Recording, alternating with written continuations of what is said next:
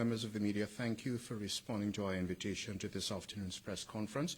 We're going to be addressed today by the Assistant Commissioner of Police, Mr. Antoine Daniels, and the Detective Chief Inspector, Derica Burns, with regard to the most recent murder which took place last Friday morning. First, we're going to hear from Mr. Daniels. Good afternoon, media. Before Chief Inspector Burns gives an update in terms of the investigation, I just want to say a few words. I want to begin by expressing sincere condolences to the family of 37-year-old Diante Trimm, who was shot and killed approximately 12:35 a.m. last Friday morning inside of her private residence in South Terrace in Pembroke. Although some within our community may summarize that this was the first firearms murder of 2024, one firearm incident is too many, particularly when we consider that Ms. Trimm was a young woman killed in the prime of her life. She is a mother who leaves to mourn 5 children and was callously shot and killed inside of her private residence, a place where all of us should feel safe and secure.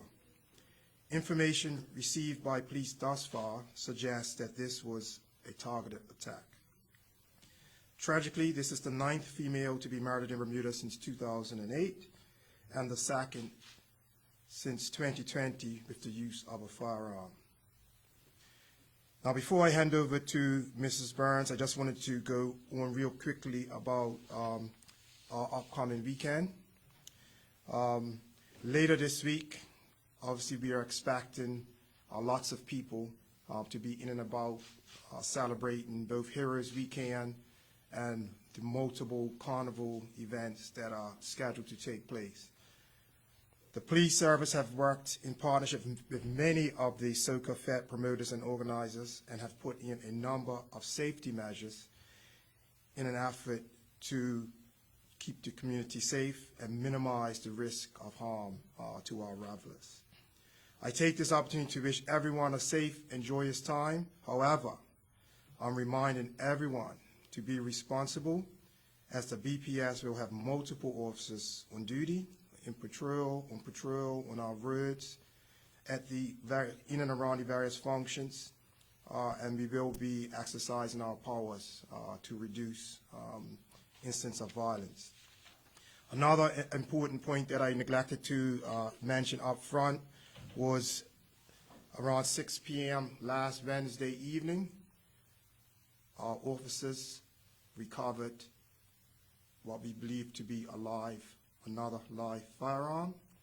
That weapon is currently being forensically examined and tested for its operational capability.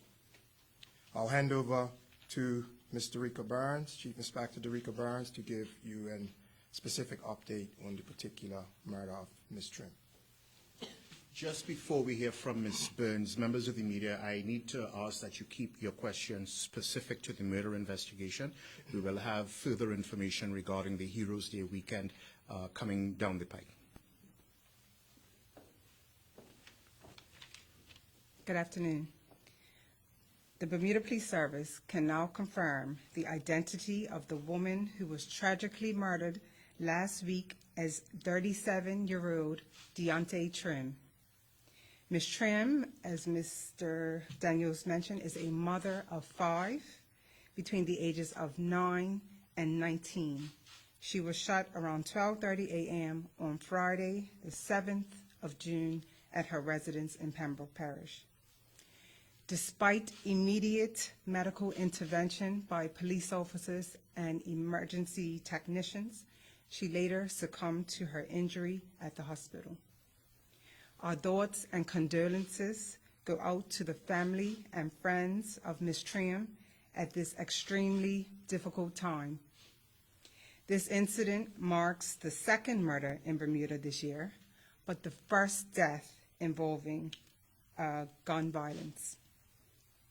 Detectives from the Serious Crime Unit are actively pursuing all leads and are appealing to the public for any information that could assist in the investigation. We urge anyone who may have witnessed anything unusual or who may have additional information to come forward. The public's cooperation is crucial in helping to solve this case and bring those responsible to justice. What we do not want is for people to retaliate or take matters into their own hands. Come forward and let the police handle this through the criminal justice system. This is a deeply upsetting incident, and the team is working tirelessly to gather all the facts. Again, we encourage anyone with any information to contact Inspector Clifford Roberts. He's leading the investigation. His contact numbers are 717-0590, or you can email him at croberts2@bps.bm. There is also the option to make anonymous tips with Crime Stoppers at 800-8477, the BPS online portal system, or speak to an officer you know and trust. So further updates regarding this investigation will be provided as more information becomes available. Thank you. Members of the media, you have questions? Thank you very much. Thank you. You said you believe this is a targeted attack. As you'll be aware, speculation is rife about what happened. Are you able to tell us at this stage, was the victim intentionally targeted because they are related to somebody? Well, what I can say is that we're not really sure. The detectives in this investigation are still gathering information and evidence to identify who and why. We're not at that space yet. Anyone, again, with any information can please contact us and let us know if they have any information. Okay. It's rare that a female is killed in a shooting incident. Are there concerns about escalation, and are there any specific measures you are taking to prevent escalation?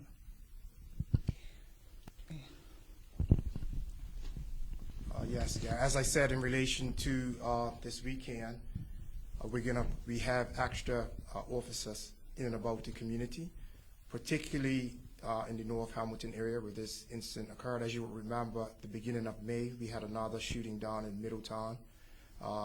So we're not saying that these things are related. We're not saying that they're not.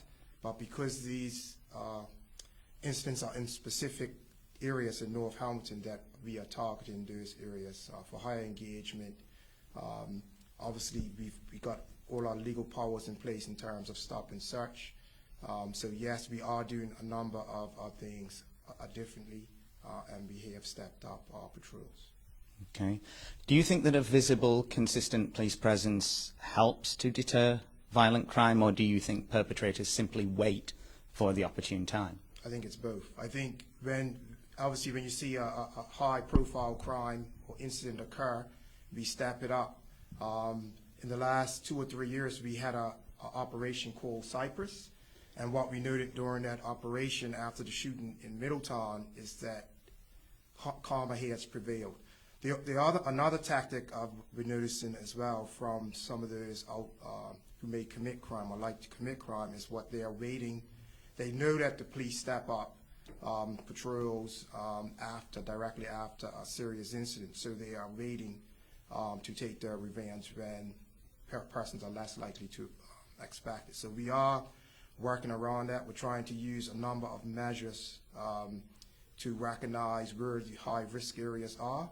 However, but you can imagine at midnight, after midnight, at a private residence, it will be quite difficult to determine, these types of things are going to happen unless we have specific information. So that's why Ms. Burns and her team really need persons to come forward, because not only is this incident tragic, we don't want these things to happen in future. So it's not only that we want to solve this, that's of course, but we want to prevent future instances happening as well. So any information you have about you think it's immaterial or not, It's not relevant to us. We want you to tell us anyway and let us decide, because it may link to some information that we've got previously. Okay, so you've mentioned that you believe this was targeted, but you're still trying to work out why, or at least that's the information you're willing to share at this time, but you're also saying you need more public information. How would you characterize the level of public assistance after this shooting? Again, it has been limited. We have had some assistance from the public, but again, as Mr. Daniels mentioned, it's after midnight, so most people were probably in bed. But again, some people might have been out and about, so we're asking anyone who might have seen anything suspicious in the area of Frizzles Hill to contact us. What's the trend generally? Is the public becoming more or less helpful to the police when incidents like this occur? It's a combination. It depends. Some people have come forward, and then some people, there is still the reluctance. And we just encourage those people to come forward, because, you know, this is an incident, again, a tragic incident where a mother has lost her life, leaving behind 5 children. The perpetrators are still out there. So we need that assistance so we can bring these people in. Yeah. Thank you, Chief Inspector. Yes, good afternoon. Can you say if CCTV footage has been taken for this investigation? We are working with the area residents and CCTV, police CCTV, to capture anything that might have. And do you have any sort of idea of what people should be looking out for? Are there any particular vehicles or people in certain clothing that you are looking for at this stage? Nothing specific at this time. Have any arrests been made? No, no arrests have been made at this time.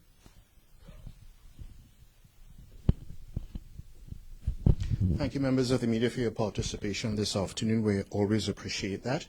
If you have no further questions, or if you have any additional questions, we ask that you put them in writing and email them to us, and we'll be sure to respond as best we can.